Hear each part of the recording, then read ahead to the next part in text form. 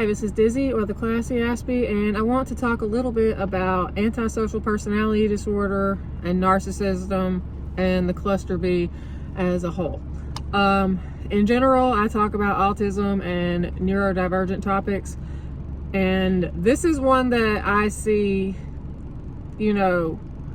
heavily abused as a topic by everyone. Like, it's not something that just the autism community does, or this or that or the other.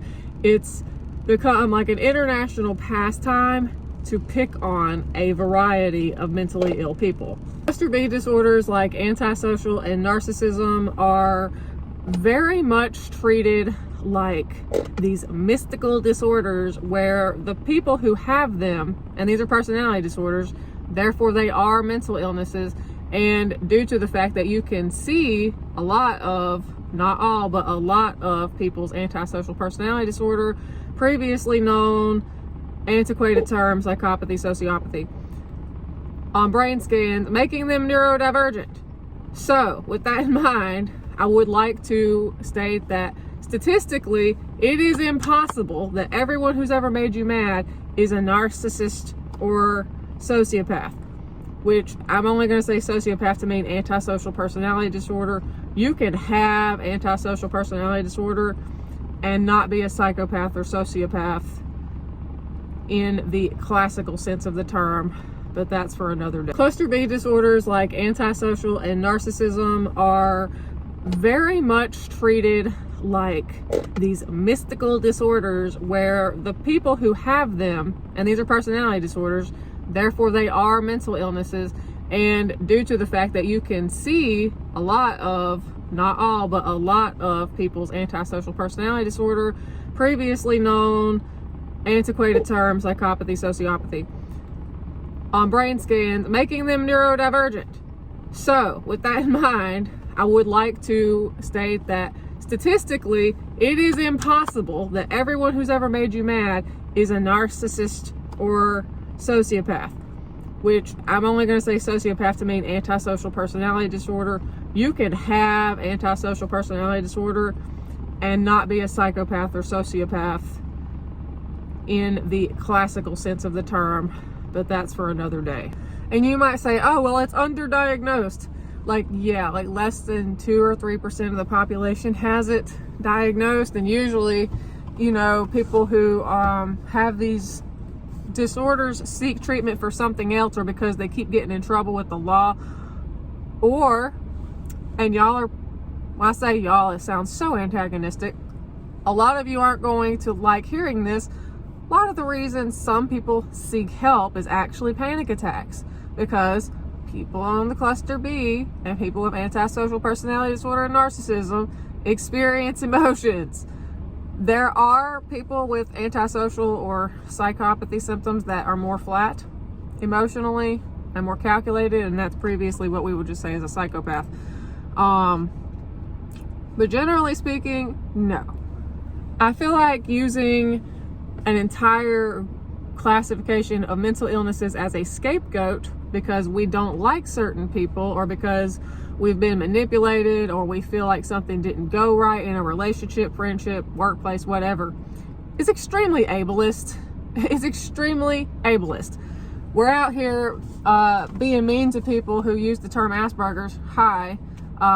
Because I was originally diagnosed with that before it was changed to Autism 1. But we're still saying sociopaths and narcissists are gaslighting you, and your ex and your boss are psychopaths. And the terminology isn't correct. You can take fun little quizzes online of which part of the dark triad are you on, and the dark tetrad and all. By the way, I do score high in one of them. You can't use antisocial personality disorder, borderline, histrionic, narcissism as defenses for insanity at all in the court of law, with good reason, because you know right from wrong on a intellectual level. But their brains are wired differently. They're wired differently. Just like I sometimes say, oh, me being on the spectrum is not a disorder, even though in many fashions it is. It's how I'm wired. They are wired that way. And we, as a group of people, as a society, and I feel dumb saying that, are treating them like garbage and then expecting them to just float away. The common denominator is us as a society. It's not the actual antisocial people. Traits like superficial charm seem to really get people's goat. Parasitic lifestyle, even though I know lots of parasitic people who don't have antisocial or anything adjacent. Usually there are overlaps if you are cluster B, and especially antisocial and narcissism. But you probably haven't been manipulated solely by narcissists and psychopaths.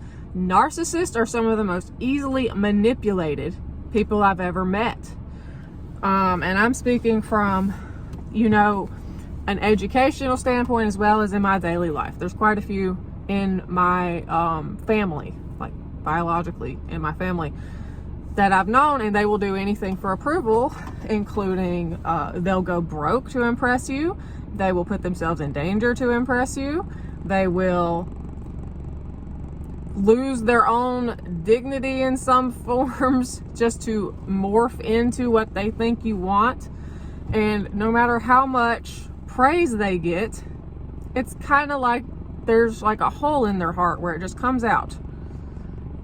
My brother has a hole in his literal heart, so I shouldn't maybe use that comparison. We're all very good vibes only unless it's someone with a certain mental disorder or a certain cluster of disorders. The internal validation that many of us get from knowing who we are, where we, just certain types of stable identity and validation don't exist for people who are narcissists.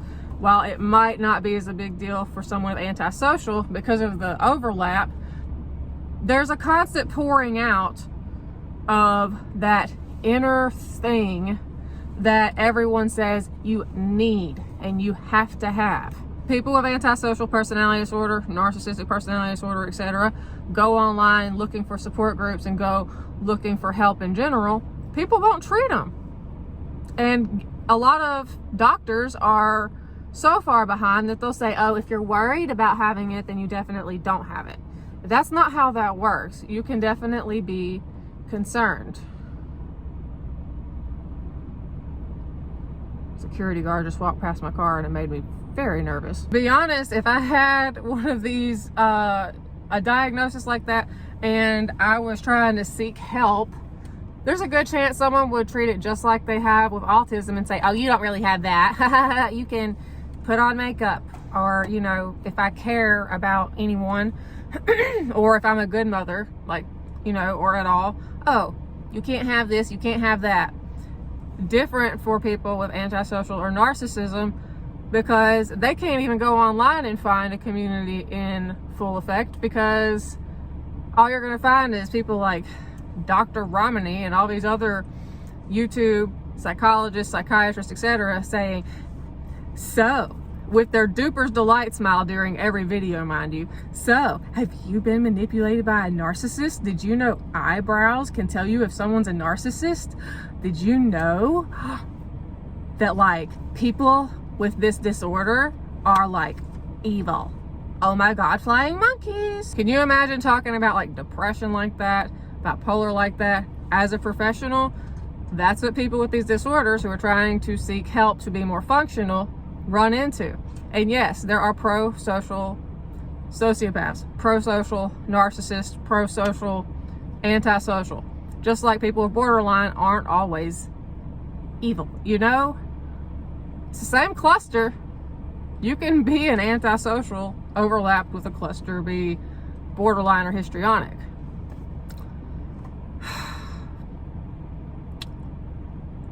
But the neurodiversity community does not want to hear it. They're all abusive. No, they're not. People who are avoidant and don't like confrontation and who maybe let their anxiety control them to a degree that they become antagonistic, those people can be way more abusive than someone who just loses interest and moves on. Because the triangulation thing that everyone says people who are antisocial or narcissists do, I think people are giving them a little too much calculation credit. They just lose interest. On to the next.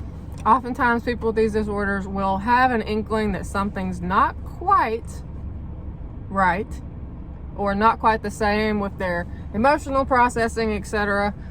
But here's the thing, empathy can be learned. So if there was more access to therapies and even just not being straight up judged for the diagnosis, for any of those diagnoses, then maybe there would be more of rehabilitation for, learning types of empathy, learning how to appropriately respond to things, learning about how other people feel. Because again, this is something that's not intentional and is often brought on by certain types of childhoods. It could be from abuse, overpraisal, it could be from just certain dynamics, and it can be genetic.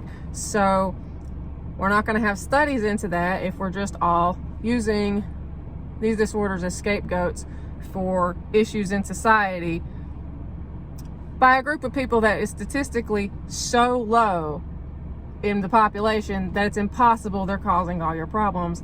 Thank you, and everyone have a great day.